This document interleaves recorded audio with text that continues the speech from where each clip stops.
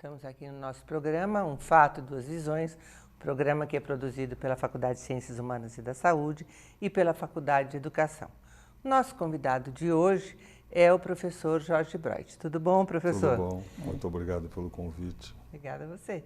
E nós, como sempre, com a minha companheira, a professora Neide Noves. Tudo bem, Neide? Lembrando, tudo bem, né? Contente de estar aqui também. E lembrando aos nossos telespectadores que nós agora temos o nosso e-mail, que está aqui, e que você pode entrar em contato conosco. Será um prazer ouvir a opinião de vocês.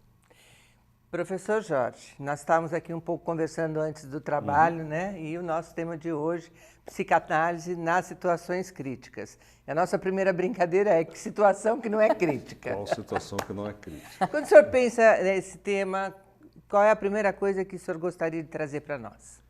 Olha, a nossa grande preocupação e o nosso trabalho é como é que a psicanálise pode ser construída, utilizada de uma forma transformadora nas situações sociais críticas que a gente chama de urgências sociais.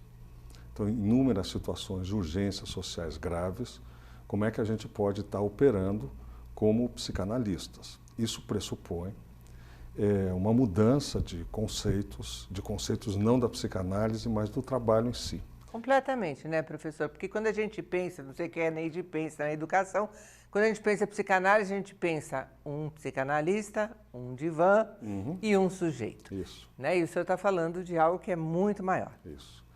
Bom, a primeira coisa que é interessante a gente pensar é que se a psicanálise for se validar por 4 paredes, um divã e uma poltrona, fica muito frágil, né? Então existe um saber psicanalítico e o divã, a poltrona e as 4 paredes, do meu ponto de vista, é um dispositivo genial que o Freud descobriu. O que é um dispositivo? Um dispositivo, o Foucault fala no dispositivo que é o seguinte: um dispositivo é algo que a gente monta para responder a uma urgência social. E essa urgência social que a gente tem que responder, ela geralmente não cabe só a uma ciência. Então cabe ao saber que existe na sociedade nesse momento. Então isso é um dispositivo. Eu tenho um problema sério, eu consigo entender algo desse problema e eu monto um dispositivo para operar nesse problema. Quer dizer, Esse eu problema transformo sério, isso numa né? técnica. É uma metodologia. Ah, tá legal. Te diria, Então, uma eu estava metodologia. pensando o seguinte, você falou em saber, tem um conhecimento que está por trás daquela pessoa que está ali recebendo aquela urgência, vamos dizer assim. Sim. Urgência, né? Então, qualquer pessoa que tenha um problema, não importa de que natureza, pode procurar, porque existe alguém que tem esse conhecimento que vai colaborar. Porque problemas críticos... Eu vou dar um exemplo, eu vou exemplificar de trabalhos que a gente tem feito, Certo. que eu acho que fica bem concreto. Bem mais claro. Então, por exemplo, um tipo de trabalho que a gente faz é com adolescentes em conflito com a lei. Então, como é que a gente pode trabalhar com a psicanálise, atendendo adolescentes em conflito com a lei, mas não é só o atendimento clínico tradicional. É como é que a gente pode, a partir da clínica, a partir de uma visão clínica, da gente escutar esse menino, essa menina de um outro jeito, a gente pode pensar programas novos de atendimento aos adolescentes em conflito com a lei. Isso é um exemplo. Outro trabalho que a gente faz muito é com população em situação de rua.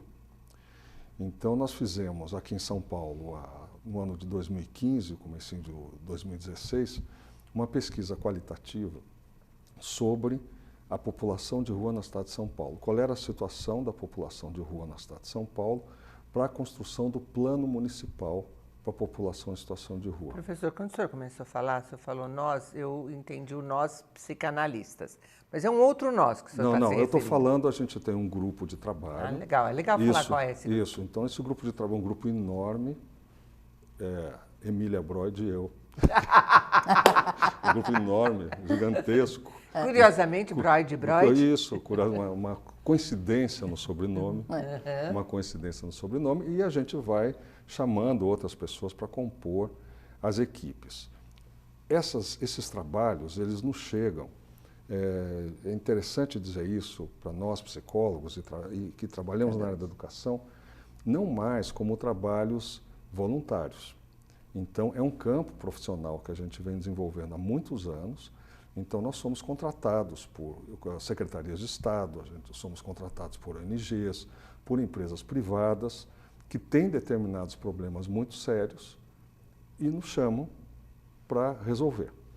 Então, no caso de iniciativa privada, nós estamos trabalhando agora numa parceria público-privada muito grande que está ocorrendo no bairro da Vila Leopoldina, que é a construção de um PIL, do Plano de Intervenção Urbana, onde nós fomos chamados exatamente porque ele tem questões sociais muito importantes.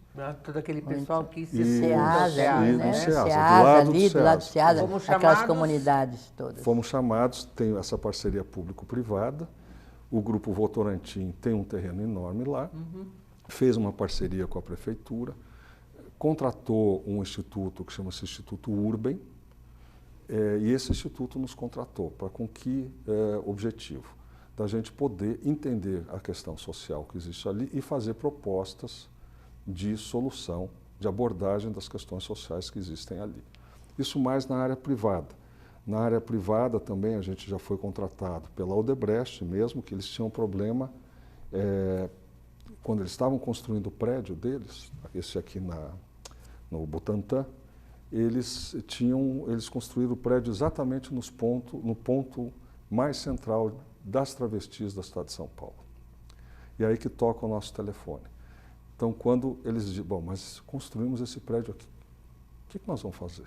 Em princípio se tirava, né? Em princípio tinha se tirava. uma perspectiva, vamos dizer, que a gente chama de higienista. Isso. Vamos tirar as prostitutas daqui para não perder o valor do imóvel. Exatamente. Aí pega e diz, não, liga para o Jorge Broid lá, vê o que ele tem a dizer sobre isso. É assim que vai chegando o trabalho para a gente. Então nós fizemos nós desenvolvemos uma metodologia também que a gente chama de escuta territorial.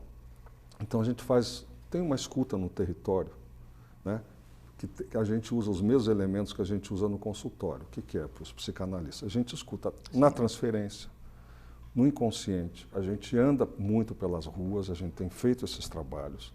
Então, no caso ali do Butantã, nós entendemos muito bem quais eram as relações presentes ali na rua, conversamos muito com as travestis, conversamos muito com o pessoal da empresa e até que eles entenderam que a melhor coisa a ser feita era nada. Deixar elas trabalhando lá e eles trabalhando do outro lado. Então, Jorge, acho que eu estou tentando entender que acho que é um avanço muito grande, uma mudança muito grande, porque o que a gente ouve falar do ponto de vista comum, não técnico, né?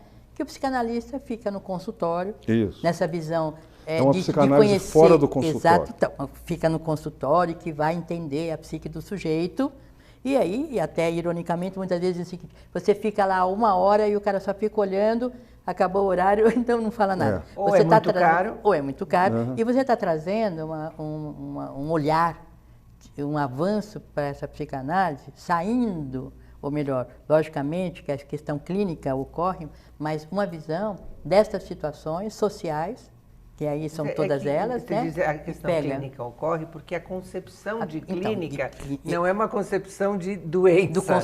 Não é também presa no consultório. Não é presa não é no mais, consultório. Está circunscrita no consultório. Ela sai, ela amplia, quer dizer, ela pode sair de lá alguma situação que pode também ajudar a resolver no coletivo, nessa visão maior. Vou dar um exemplo bem claro dessa clínica. Nós trabalhamos, então, muito com adolescentes em conflito com a lei e com a população de rua. A gente faz a capacitação do pessoal do CRES, de todo o CRES, já fizemos de São Paulo, de Santos, a gente capacita todo o pessoal do Sistema Único de Assistência Social, que trabalha diretamente com a população de rua e com os adolescentes, em Mogi das Cruzes, em muitas cidades do Brasil.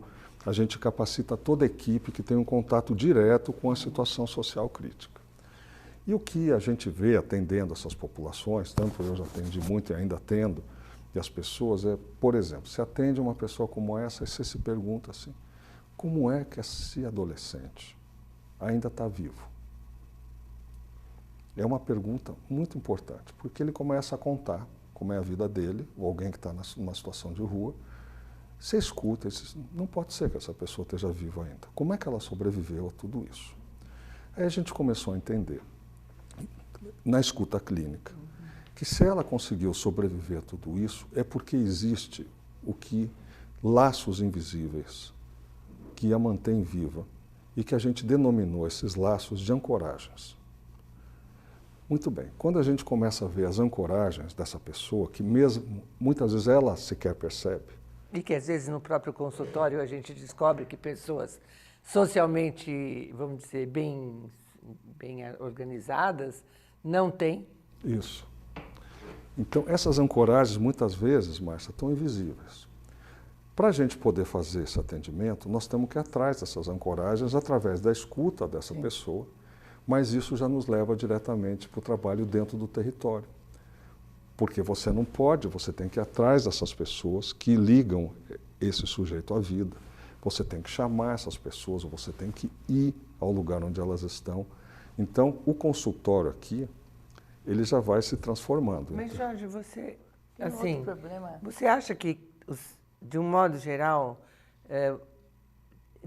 existe ainda um conjunto de psicanalistas que tem uma visão mais sectária, mais da ideia de que a psicanálise só se dá dentro do consultório, dentro de quatro paredes? Sim.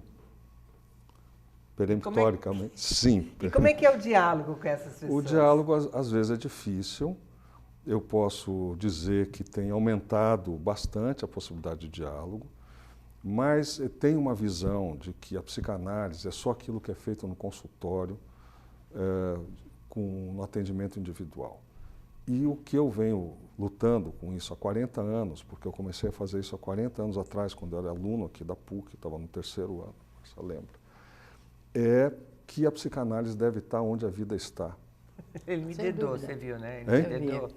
Ele o quê? Ele Fez quis de conta contar que que você eu não já era percebeu. professora quando ele era Não, aluno. pode pegar.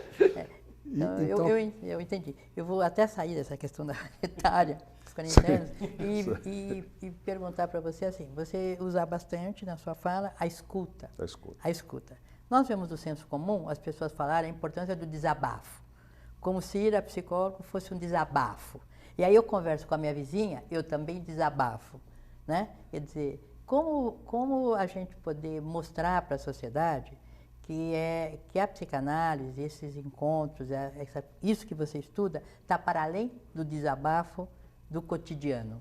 Vou dar um exemplo bem concreto. Certo.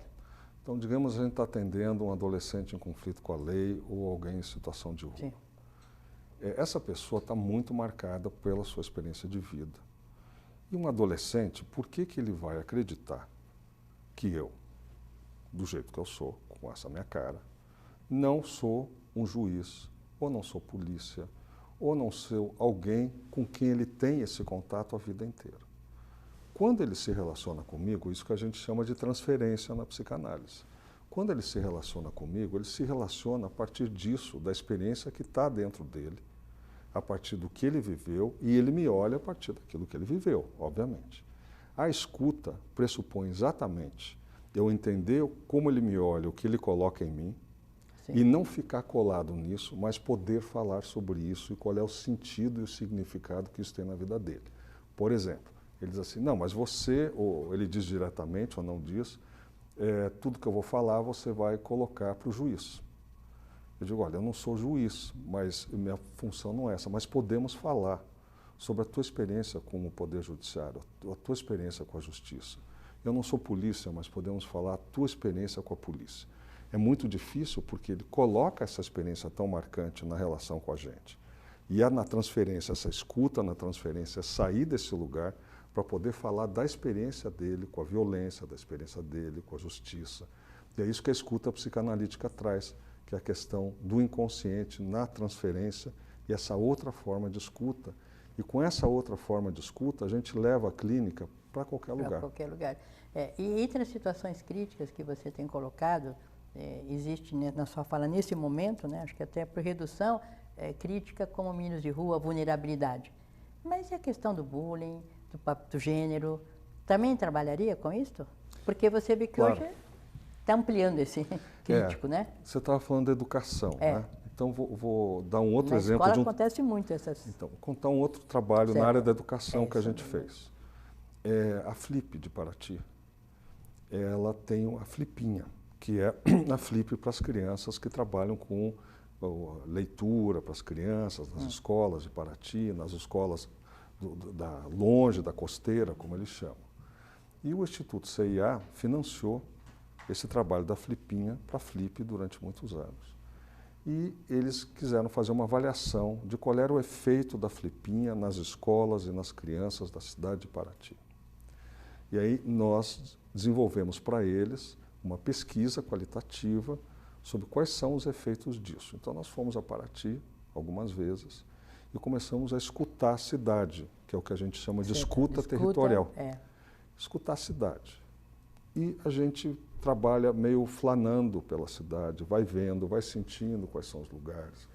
E aí tinha na praça lá da Flip, a gente depois de andar muito pela cidade, tinham o que eles chamam os pé de livros, eu não sei se vocês viram na Flip, que são os livros amarrados nas árvores e os mediadores de leitura trabalhando com as crianças. A gente, bom, essas pessoas têm o que dizer. E a partir daí a gente criou um dispositivo eles são estudantes da Escola Normal de Paraty, e fizemos grupos com eles, isso é montagem de um dispositivo. Fizemos grupos com eles, para eles falarem qual era a experiência dele de mediadores de leitura para as crianças em Paraty, vinculados à Flipinha. E a partir desse material grupal, onde eles contaram toda a relação deles com a Flip, toda a história de vida deles com a Flipinha e com a leitura, é que a gente pôde ter um acesso muito profundo como é que a Flipinha e a literatura entrou na vida de Paraty. Está trazendo uma outra coisa que também não é habitual no imaginário das pessoas a respeito da psicanálise, que é o grupo. O grupo. Né? Que num divã não cabe um grupo. Não cabe um grupo. O grupo no divã está na cabeça do paciente. O Freud dizia, de um jeito com a sua genialidade, no Psicologia das Massas e Análise do Eu, do Ego, que a psicologia é sempre social, que a psicanálise é sempre social. Tem um monte de gente que não lê essa frase. Mas eu li, por isso que eu trabalho com as situações sociais críticas e sou professor de grupo. E como é que é a sua, vamos dizer, você está falando da psicanálise, você acha que esse é a forma da leitura dessas questões críticas, dessas questões sociais críticas, ou você conversaria com outras linhas teóricas da psicologia? Olha, a conversa com as outras linhas teóricas da psicologia, para mim, ela é muito tranquila. A gente faz isso aqui na faculdade, né, Márcia? Você acha tranquilo? Não, acontece. Acontece, o pau quebra, mas acontece. Então, as pessoas dizem, e é muito importante nas aulas, que quando a gente está trabalhando com grupos, ou dou aula de psicanálise também, de instituições, que as pessoas possam pensar e falar do seu trabalho a partir da sua linha teórica. Isso tem que ser respeitado. E faz parte do professor ter essa habilidade de trabalhar com todas as linhas teóricas presentes na sala dele, né? E não fazer um curso sectário. Isso é muito importante. Pelo seu depoimento, né, aqui, você trabalha na psicanálise com grupos, né? Com grupos. E você faz uma escuta territorial, Isso. que é muito além do que se vê normalmente nos contextos da psicanálise. Vou lhe contar. O meu mestrado foi um grupo psicanalítico na rua. Então, que eu fiz durante 2 anos e meio. E o grupo se reunia ao redor de uma caixa de engraxar sapatos no Largo de Osasco. E a gente fazia com um enquadre psicanalítico muito rigoroso, toda quarta-feira, 1h15 da tarde, nos reuníamos ao redor. Ainda manteria esse... Manteria. O rigor do horário? É muito importante, porque ainda mais numa situação como essa. Então, a gente, durante 2 anos e meio, fez esse grupo. Eu fiz durante 1 ano, sozinho, depois chamei uma colega, que chama Verônica Mello, para fazer junto. E a gente estava lá toda semana, de pé, ali, para escutar o que as pessoas tinham para dizer. Eles vinham para a sessão. Outras vezes, as pessoas entravam por meio do grupo na rua. Às vezes, o grupo estava trabalhando um sonho. A pessoa entrava, escutava e disse, mas eu também tive um sonho, eu sonhei com isso, aquilo, ou comigo aconteceu tal e tal coisa. O grupo elaborava e a pessoa ia embora. Jorge, eu tenho uma experiência de trabalhar na rua de um outro lugar que é do psicodrama. Isso. Né? E a gente trabalha tanto questões pessoais como sociais mais amplas, né? Isso. Porque É uma descrição meio boba, mas enfim. Você acha, e isso me leva a pensar uma coisa que ocorre comigo, por isso que eu estou perguntando para você, o quanto mudou para você a sua atividade, se é que você a faz, no consultório, essa mais tradicional, de 2 vezes por semana e tal, o quanto mudou a sua leitura do paciente individual no consultório? Ou não mudou? Olha, eu trabalho no consultório, uma parte muito importante do meu dia, do meu trabalho é no consultório. Eu atendo adolescentes, adultos, famílias, casais, enfim. E eu acho que o meu tempo é meio dividido no consultório aqui e nesses trabalhos que a gente somos consultores, a gente é contratado para fazer esses trabalhos. Mas eu acho que a vida entrou, a gente tendo tanta relação com o mundo, muda sim a leitura. Muda a leitura, primeiro de uma questão interdisciplinar, que a gente trabalha de uma forma interdisciplinar muito forte. Isso vai mudando a gente, muda a nossa escuta. Então, outro dia eu estava numa reunião super interessante, que tinha uma mesa grande nesse projeto da Vila Leopoldina, tinha um engenheiro, 2 engenheiros, 3 arquitetos, uma pessoa de finanças, outra pessoa que trabalha com recursos hídricos, outro que trabalha com... Era uma mesa e o arquiteto, mas Jorge, você não está cheio? Eu falei, não, eu estou achando fascinante a gente poder pensar, todos nós juntos, numa questão como essa, tão séria, e a psicanálise aqui, eu como psicanalista, trabalhando com todos esses saberes, eu, da minha parte, não quero nada mais do que isso. Então, você me mostrou um pouco o que acontece fora. Mas e dentro? Dentro muda também. Muda. Eu te diria assim, Márcia, eu sigo um psicanalista de uma certa maneira ortodoxo, no sentido em que eu penso a psicanálise através da transferência no inconsciente, mas não dá para você fazer acordos como se fazia antes. Então você trabalhava 4 sessões por semana. O mundo não comporta mais isso. Tem gente que faz, mas se você vai trabalhar com pessoas do mundo, isso não comporta mais. O jeito de marcar os horários também muda. Não dá para ter aquela rigidez que a gente tinha antes. Então, olha, eu vou viajar, eu vou fazer isso, eu vou ter uma reunião e você tem que ir mudando o horário. Até eu brinco, muitas vezes os analisantes ou pacientes, chamam-se pacientes, porque eles têm muita paciência com os analistas, tá certo? Porque às vezes eu preciso mudar de horário, porque eu tenho uma reunião, tenho uma coisa. Então, essas questões foram mudando também. E a escuta do mundo, Márcia, muda também. Quando a gente está muito dentro do mundo, o mundo chega de um outro jeito. A gente escuta com muito menos preconceito e eu te diria que interpreta melhor, sem fazer uma over-psicanalização, sem fazer uma distorção, mas a gente interpreta melhor, porque a gente entende com muita profundidade as relações sociais e como é que o sujeito vai se constituindo nas relações econômicas, nas relações de produção, nas relações sociais. E tudo isso vem na transferência, tudo isso acontece. Um exemplo das situações sociais críticas, só para vocês, do consultório das situações sociais críticas, é muito comum, para dar um exemplo da escuta psicanalítica, é muito comum que quando a gente está trabalhando com essas situações muito graves, a gente vai tendo uma experiência clínica que você vai vendo quando o sujeito vai morrer. Você vai percebendo quando ele está diante da morte. Eu brinco, entre aspas, que a pessoa chega e ele chega com um corvo aqui. E é o corvo da morte. Ele não vê. Então, como é que nós podemos estar trazendo, da mesma forma da experiência dele com o juiz para a clínica, a experiência dele com a morte? E como ele está diante da morte e poder colocar palavras na experiência que ele está tendo diante da morte. Por quê? Ou porque ele não está suportando mais a angústia de estar vivo, ou porque ele não está encontrando mais nenhum caminho. Ou porque ele perdeu aquelas ligações que você tinha referido. Perdeu as ancoragens.